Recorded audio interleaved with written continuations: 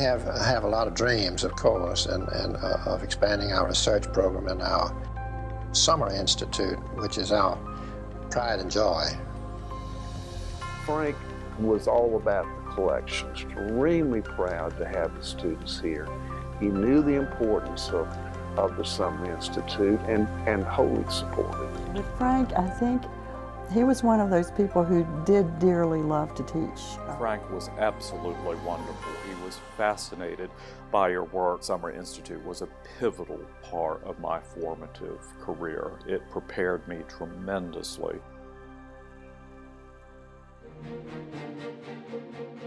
I would say that we pretty much stopped everything else that we were doing for those 4 weeks to focus on the students. 1976 was the first year. The Institute was really the dream child of 3 ladies here. Jan Hind, who was my predecessor, and Carolyn Weekly, who was our curator, Jean Gordon at UNCG. The fact that we bring into the Institute some of the leading experts in the field to work with the students, and the fact that they come here not just to do one talk, but they spend a day with the students. They spend time discussing projects and research. They spend time in the collection with the students. Extraordinary. Of course, John Bivens, Brad Rauschenberg. Our guest teacher was Benno Foreman from Winterthur. That was quite an extraordinary experience. I think the trips are really one of the most important parts of the curriculum. It was great to really get out into the field and see those places in real life and start to put what we read together with what we're seeing. And the region becomes like a laboratory. Oh my gosh, the field trip was unbelievable. In Charleston, we stayed at the old Golden Eagle. The pool had been condemned and the air conditioning wasn't working. It actually led to a useful field trip experience because we wandered Charleston all night long just to stay cool.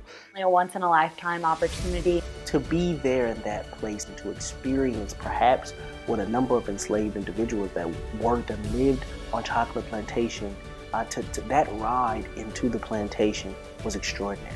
To go around Charleston with Ralph Harvard, to see Sapelo Island with the Merciers, to have them share their life in St. Mary's, Georgia, and why they're there and why they're passionate about that community and that history.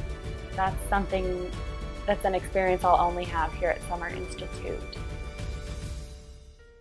From the very beginning, undertook research projects, which has always been to me one of the strongest parts of the Institute curriculum. Every year I was asked to come up with projects for the students.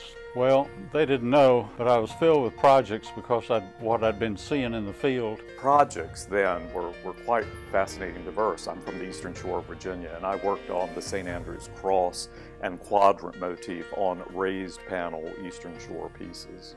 My research project for this Summer Institute was a Catawba earthenware pan. I picked the Ball family teaboard. Well, my project was on the 1842 slave badge. It was lessons, classes, lectures throughout the day, and then straight to the library for research. And I think we all jumped in pretty fast and started getting into what we were going to study. There's never a doubt that the most exciting days of the Summer Institute are always those final days in which the students do their presentations. They're turning the tables and teaching us what they have found and often surprising us in different ways. I know you guys changed lives here with the Summer Institute. I think it was vital and essential.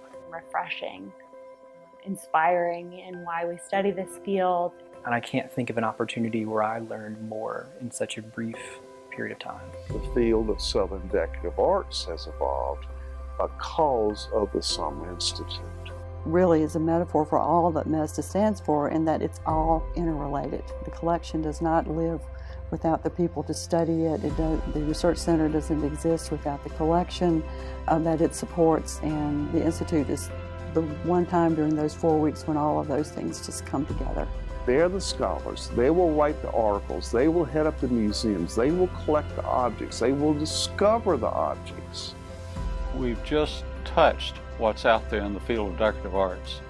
The work here at this museum and what the various people that have taught the Summer Institute and would teach it every year and be part of it is so valuable to students. The endowment is so important. We want to make it accessible to anyone who wants to come and do it, that deserves to do it. It's a great honor to support the MESDA Summer Institute endowment so that those coming up in the next generations can enjoy the same sort of tutelage it was a privilege for me to enjoy in 1978. Frank, I think he would find it, to see how it's blossomed and grown, would give him the best, the most delight. They are the future, the very future of Southern decorative arts.